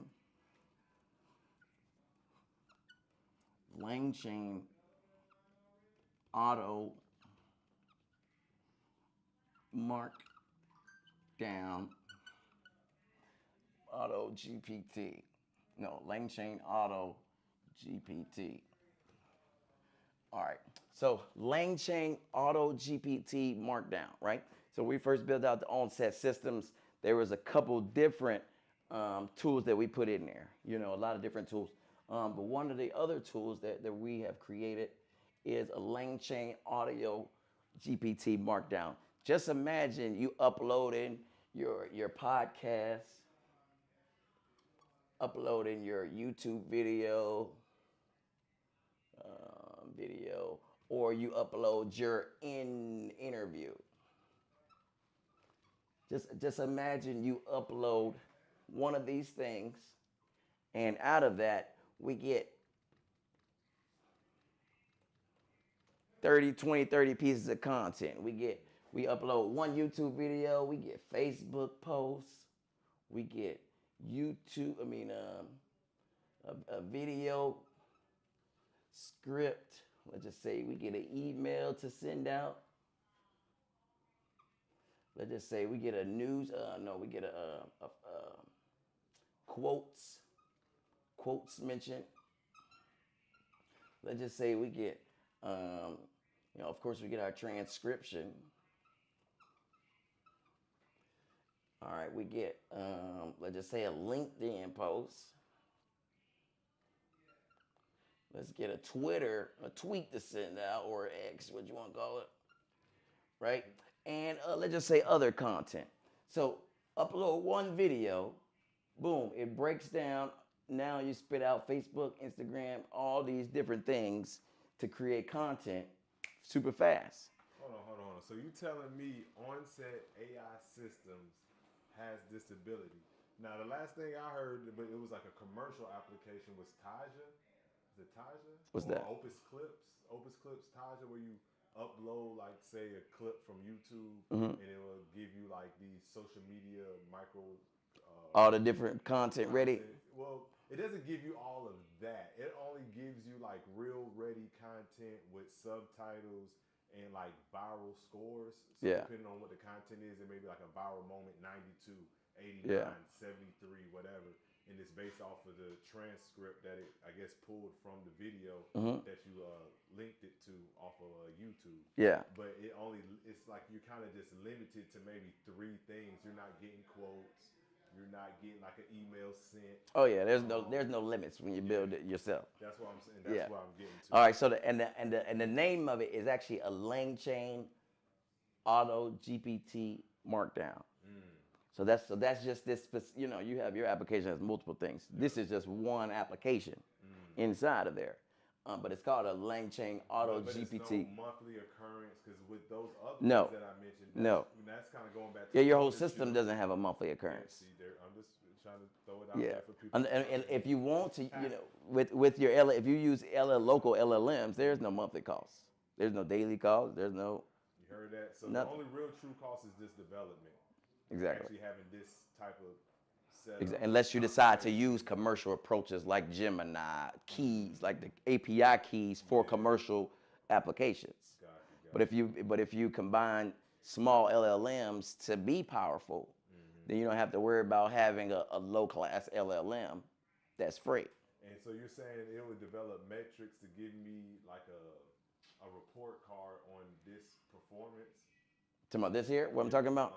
Yeah, I'm just explaining one app that you have. But it will have that metric component where you can see like a back end of how many emails is sent or how many responses from those emails. Is that something that you gotta have to like? Yeah, I mean that's something different when we talk about more of like the sales and outreach and stuff like that. This is specifically just getting, let's just say, 50 pieces of content from one audio, or from one YouTube, or one from one interview. You know what I'm saying? Take that and just put it in those. You could put it now.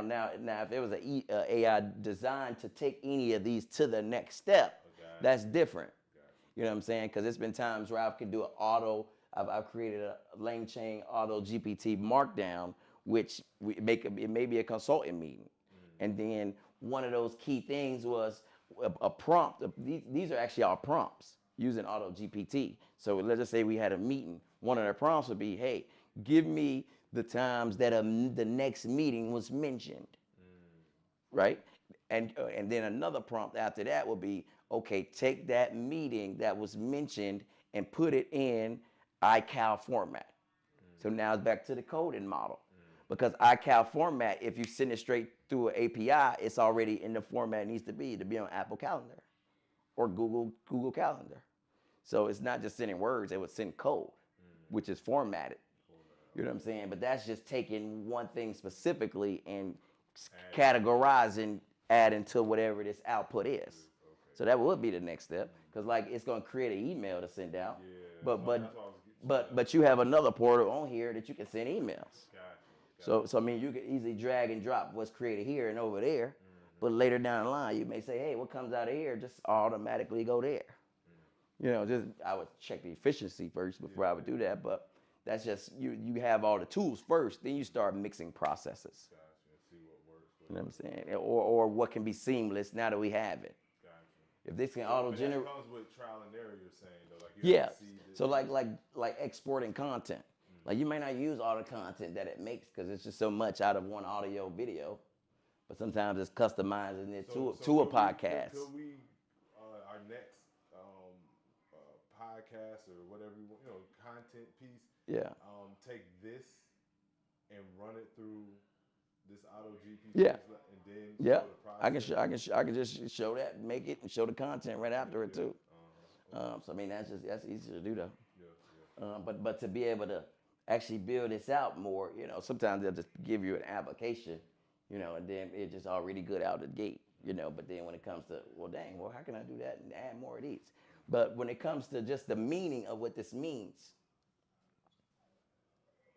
what this really actually means and how it's doing it, because I've explained LangChain in our last video, for example.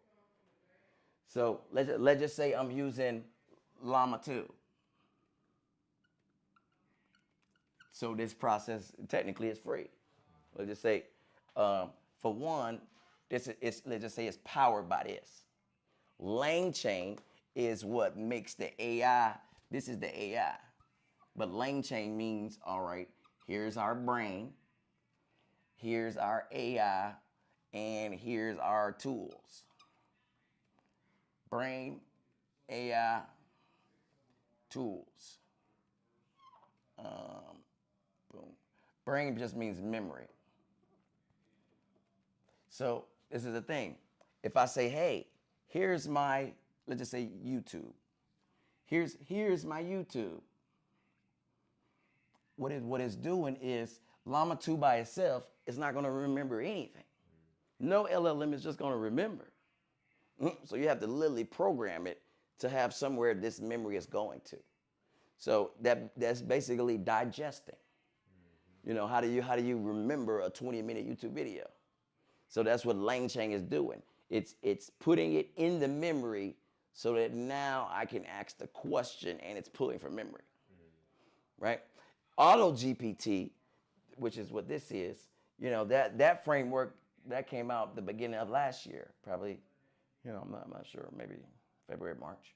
But Auto GPT just means literally I can ask prompts before I even get what I'm prompting. Oh my bad.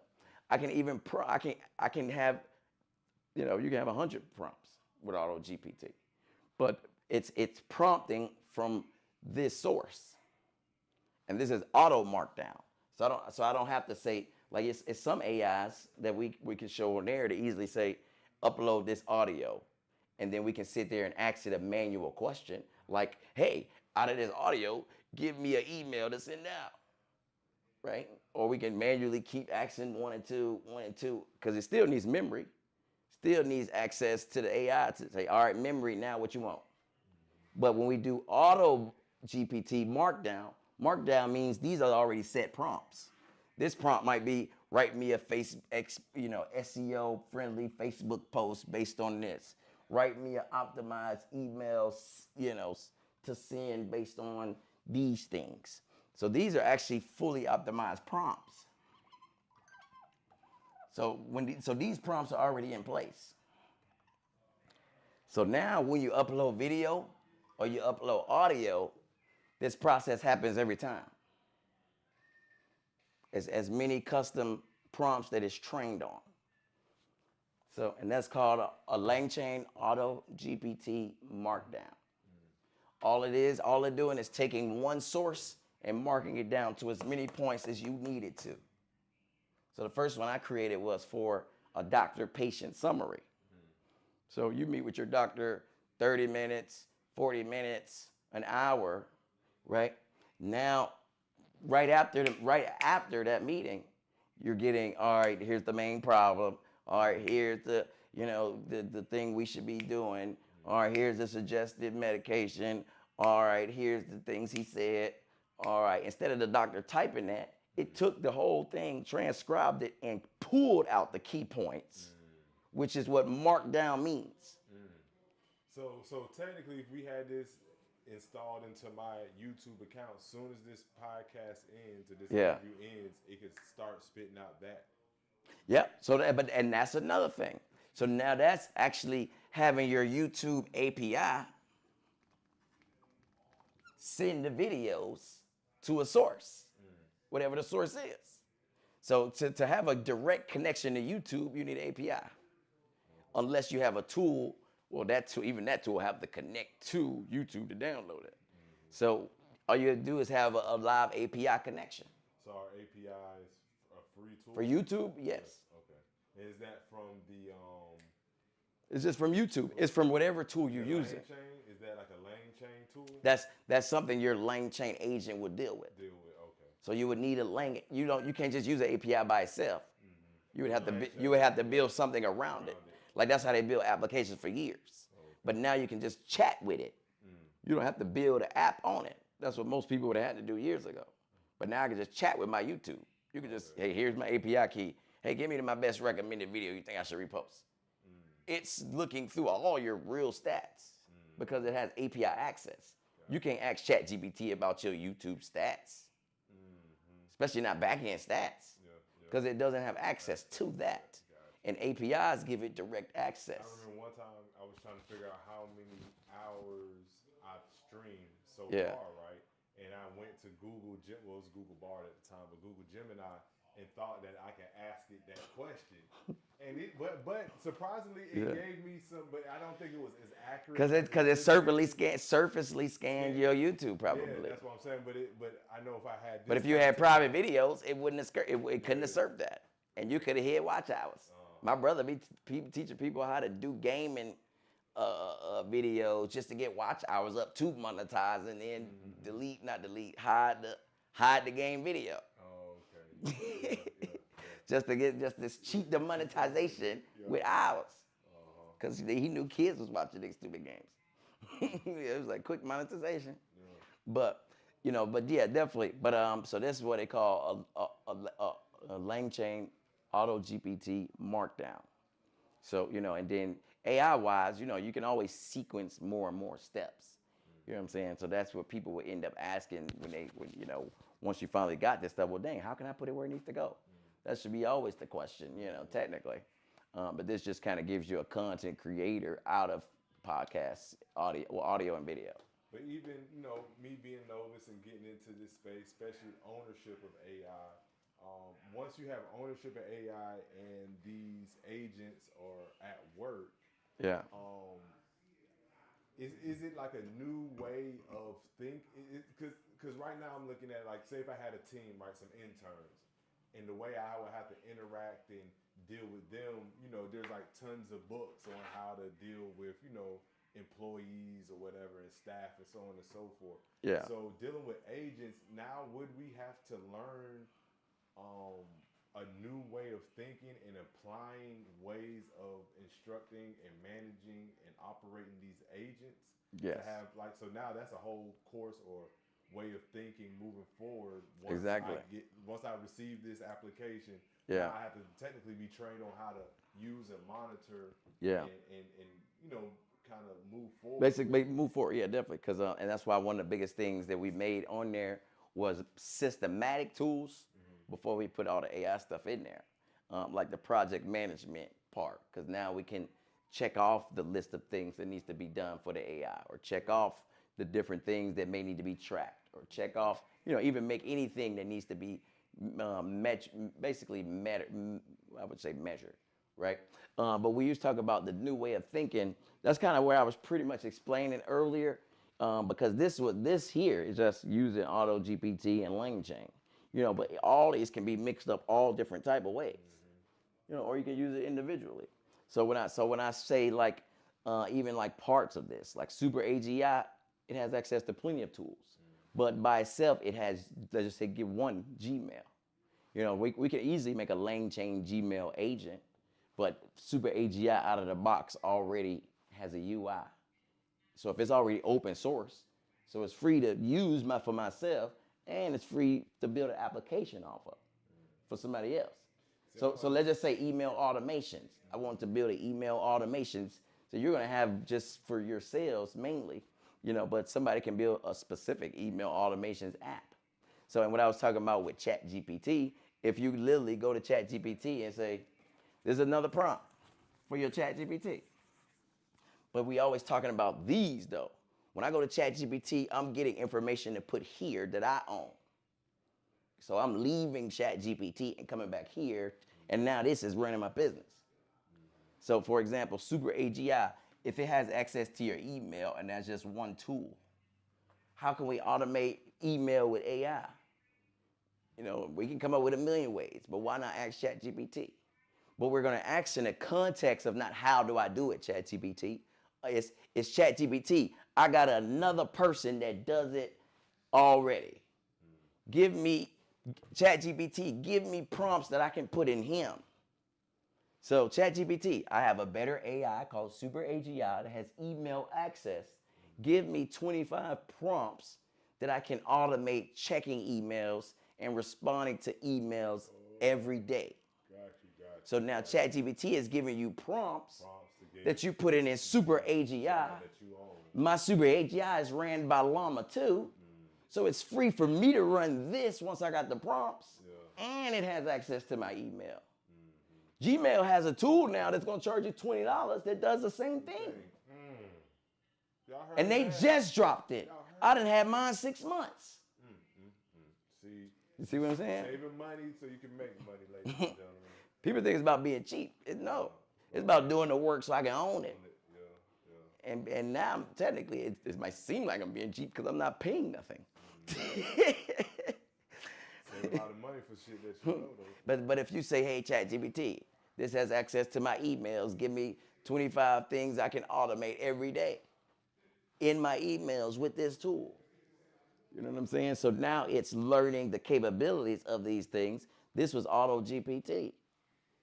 Hold on, man. This might be too powerful for But that's why it's hard to kind of put each one of these in layman's concepts when they can be their own individual things. Because it's apps that's running off of this right here.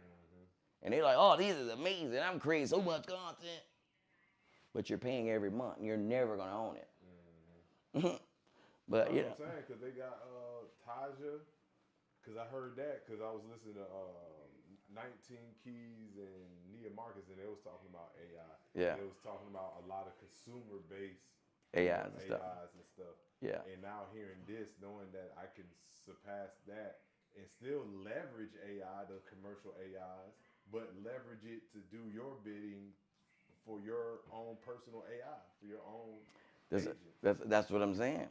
So it's like it's nothing to like take away from, the chat GPTs and all that, but you gotta now understand that we can leverage those free softwares or platforms for our benefit, you know what I mean, for the long term.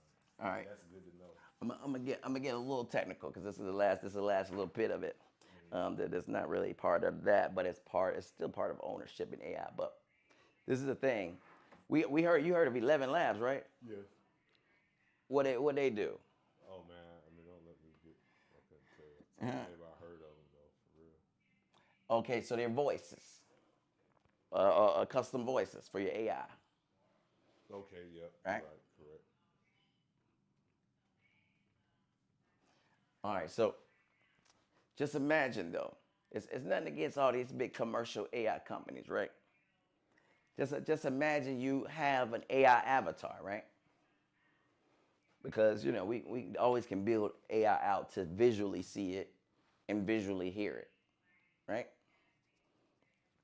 But the commercial approach, just imagine, everybody know 11 Labs because they're literally renting their own voice. They're renting their own face. So now tell me, why would I rent my own voice and my own face to run me?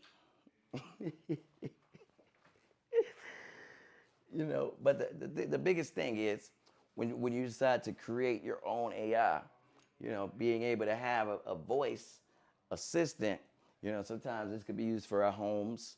Sometimes this could be used for, our own, building our own Siri and Alexa type of tools. But the main thing is when we start building our own voices and our own faces, we can have representatives of our own voice. Instead of renting our voice, just like we talked about before, there's local and there's solutions to have our own avatars and our own voices locally instead of renting our AI. I'm not going to rent my voice from another company just so you can sell it back to me. I'm not going to rent my avatar from another company so you can sell me to me. Well, that's not like the let me be quiet. What's that Jay-Z song with like 1-800 hotline? Yeah. Like tell us yeah, take the what I'm saying, whoop de whoop, and take it from him and give it back to him and sell it to him for an even higher price. That's what I'm saying. And that's what they do. Yeah.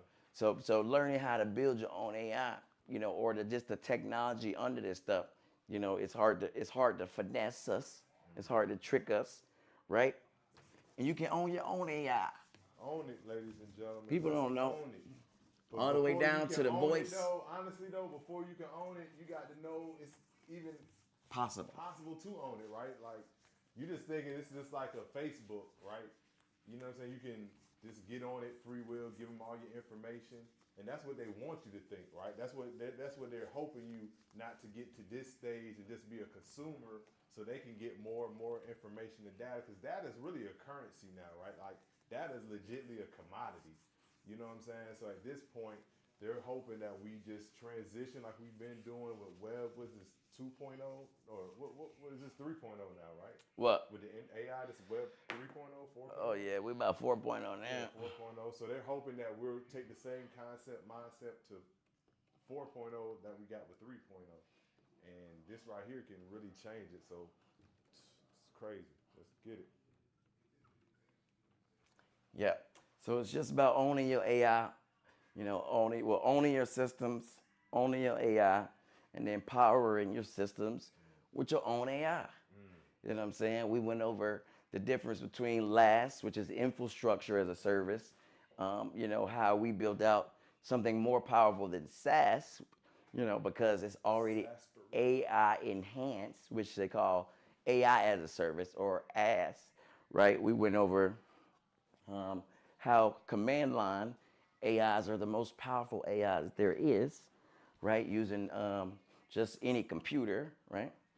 Being able to do advanced prompts in just about any system that already exists, right? We talked about the difference between open source and commercial, because if you want to build your own AI, you can't use a commercial solution because you don't own it. Somebody else's, right? We talked about different metrics to make sure that your AI is tracking the agent's, completion tasks, or you're tracking the groundness, the truthness, the hallucinating of your AI, so that you can improve it and you better it, right? So all these different concepts, we've built these OnSet AI systems out.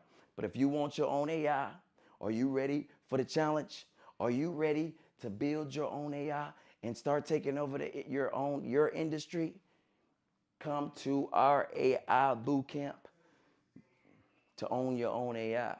Everybody's leaving with their own AI, their own app, their own chatbot, if that's all they want. But we're aiming for agents. Agents. AI that's going to run your business. You could track metrics, emails, give it access to your tools, chat with it, maybe even use an uncensored AI to ask it some questions that you may want, right? And learn how to deploy these AIs. Learn how to build your own AI, or join the class so we can help you build it. Yeah. And we're in the game. Yeah, man. Tap in, tune in. Once again, we are live on set with OnSet AI Systems with the ATM agency. Man, it's a lot of information, y'all, for real. But if anything, at best, get familiar with the terminology and kind of start wrapping your mind around it so you can have these conversations, because you're going to either become a developer or at least have enough information to dialogue with the developer. To know what you want to get built. There we go. I ain't gonna sit here and say I want to be a developer, but I damn sure want to know how to speak the language of a developer so I can get stuff. You want to be able to have a conversation even with somebody that has their own AI about what your AI is consisted of. Now, this is something that this kind of sparked some interest, right? So boom, I got my own AI, got it up and running. You have your own AI up and running as your business, as your sector and your market, just like myself. Yeah. Will it be a time where you can create a web of like AI businesses, AIs connected to other AI businesses, infrastructure for like commerce or information, like strategic information to help build and grow, to execute? Yeah. In some sense, like say if it's like, for me, a network, right? Yeah. Say if you have content and a brand and a platform but you developed it under this AI systems, right? Yeah. And I have a platform. Is it a way to mesh it to where I get data analytics, you get data analytics, and then you can see, I don't know, like, but is there a way to connect these AIs for a bigger play? Definitely. So the biggest thing is, since we built and we own the whole system, we can do any type of metrics, right? So for example, let's just say this is your AI. Let me see. Let's just say this is mine. I'm gonna be the y'all see this? You gotta watch out for guys like they smart, but they be using like that intellect smart shit. You gotta watch them guys, man. I'm fucking with it though. I respect that, because technically, hey, I'll take it. I'm a little AI. I'm gonna be a big AI one day. This is what most other people got out here. I know, right? They just a blip. They just a lowercase.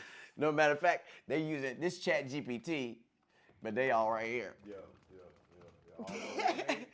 Stop AI riding. You know what I mean? Digitally AI homeless. Yeah. I mean, I say that with systems, because if you don't have nowhere to put your system, then you're digitally homeless. Digitally homeless out here, ladies and gentlemen. Digitally I ain't homeless. digitally homeless. Know that. I ain't squatting either. Matter of fact, y'all digital squatters. That's what you guys are. Y'all squatting on digitally squatting. That's digitally squatting. They don't own it. Don't own it. You think you own it, but legally you know. They just hoping if they stay long enough. It's like if you stay long enough, maybe they'll just let us have it. I seen a World Star video. He drilled the door. He was like, most people cut the door off. He done basically boarded the door up. Damn. They like, what are you doing? Oh, you want to squat down there? Keep squatting. Keep squatting, man. If you're comfortable squatting, but hey, I guess I'm a squatter too, y'all. But look, this is the thing though. Since we don't have just AI. We have our AI and our system. So our AI, since we built AS, this is our system. You see what I'm saying? What happened? No, you good. Keep talking. Okay. So this is what our system looks like right here. You know, this is what our system looks like. So and this is the thing. What you said is, if I have an AI and you have an AI, how can I, some kind of way connect to your AI or find out what's going on over here? So, and we just went over that. CLI. CLI, command line. So for example, your AI system is, you have metrics in here too. So, so over time, it's going to be all kinds of metrics, information, content, videos, It's not going inside the AI, but it's metrics everywhere else. So to even get in here, it's, either CLI or an API, depending on your system. So like no matter what, that's why I was talking about command line. Because depending on what system this is, I can get that information. I can ask about that information. So if my AI is the one doing it, all I'm doing is making a lane chain tool with this command line. It could be my computer's command line. And I can do something on my computer. But you just have to really strategically find out what those connections are for it to have a benefit for both parties. Yeah. Because the benefit-wise, technically, I guess it would always be a benefit for me. I mean, for you, I guess both. Because right now, I build an AI for you. I'm not gonna always log into your system. Well, no, say for example, boom, right? I'm saying, but that's what I'm saying. I might ask questions. I might do this just cause to make sure your stuff is good. Well, but that's just metrics for me on your system. But like for this boot camp or these services that we're offering, right? And say because now we developed this AI, this OnSet AI system for OnSet. Yeah. And it now if we negotiate and say, well, now if I after a certain amount of months or whatever, you'll receive a certain amount of potential sales, a percentage of sales off of whatever. Yeah. But is it something that could be connected to where it could be registered, to where it's like it could keep track and record of what on my end of whatever sales or Well, I mean, what are you selling? I don't know. Well, just to say, for example, like you package this up to where it could be purchased, or people want to purchase this as a service, right? They want to use an ATM agency, right? Yeah. And because we got this partnership to keep track of sales, is there like an API or a CLI? Yeah. To where it. I mean that's what you're talking about is something different. Okay. You know what I'm saying? So the system itself is the thing being sold. So I'm saying there's no tracking here. The tracking is the system that's selling it. You know what I'm saying? So every time somebody gets an AI or gets something, that's where it's being tracked. Gotcha. Whether it's sales, whether it's customers, whether it's whatever. So this is, a tracking system versus the AI itself is not tracking. Okay.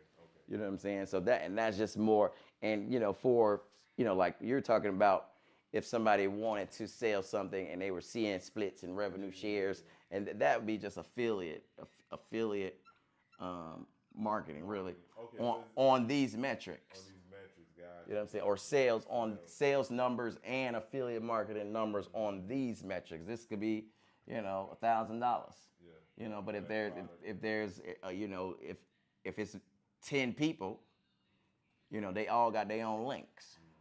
You know what I'm saying? Or you can actually have, somebody might be making 40%, everybody else might make 10%. And that's just multi-tier level affiliate marketing.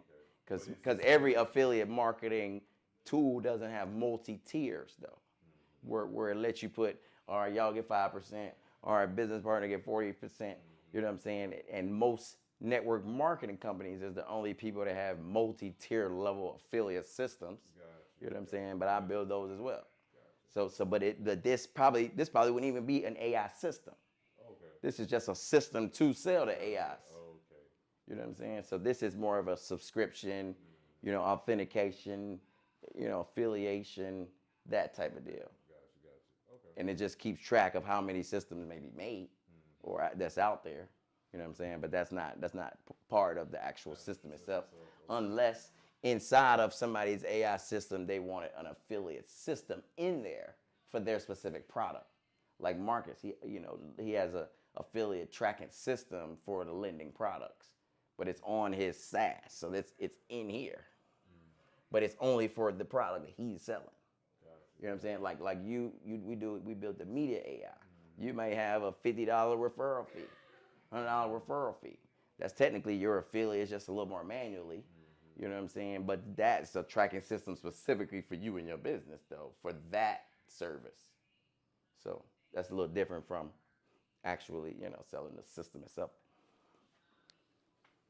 But that's, basically the structure, to be able to have access. So even ChatGPT here, for people to build their own AIs, they literally use this. So that's why when the internet don't work, that don't work. You know what I'm saying? They should have internet, I guess. But you just know you don't have ownership because it's not yours. Because when this cut off, this cut off. But, if the system, but that's most people are powering their system with these AIs, Gemini, ChatGPT, Perplexity. But the thing is, so you still would technically own the little small stuff if you put the metrics on top of it, for further training. But you don't own this. So it's just going to end up costing more and never stop costing. And that is AI for today, y'all. AI. So yeah, man, shout out to Dominique and the ATM agency. You know what I'm saying, for dropping another 2-hour edit. You gotta get this AI working, man. You just gotta send it to me. No, I got you. I'm gonna send it to you. Because this time it's live already, huh? Yeah, so we'll be in. Oh yeah, that's easy then. Yeah, so ain't gonna be a big issue. I get a hold of it, but 20 minutes, I'll be done created 3 months. Hey, that's what we need. 3 months.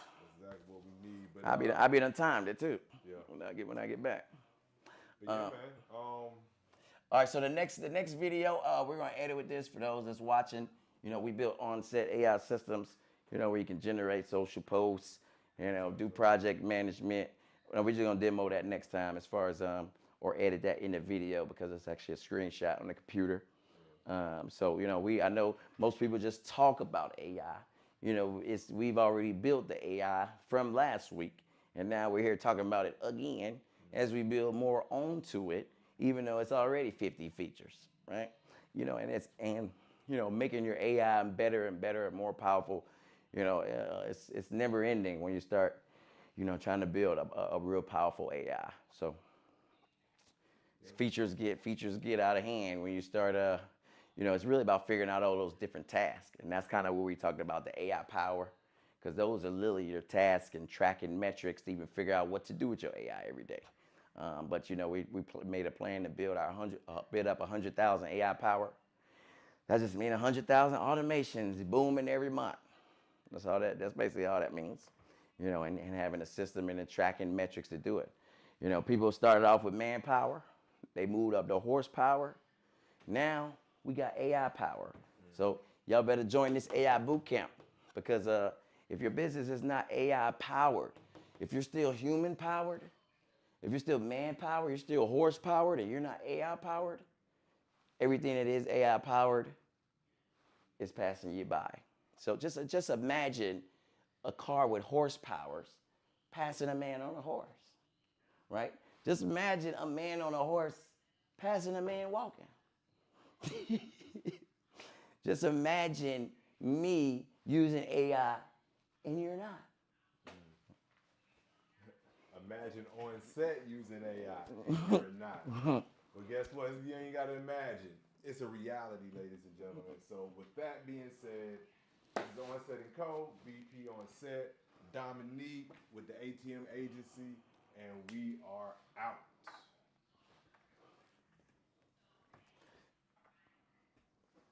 You can do a quick recording, like without live.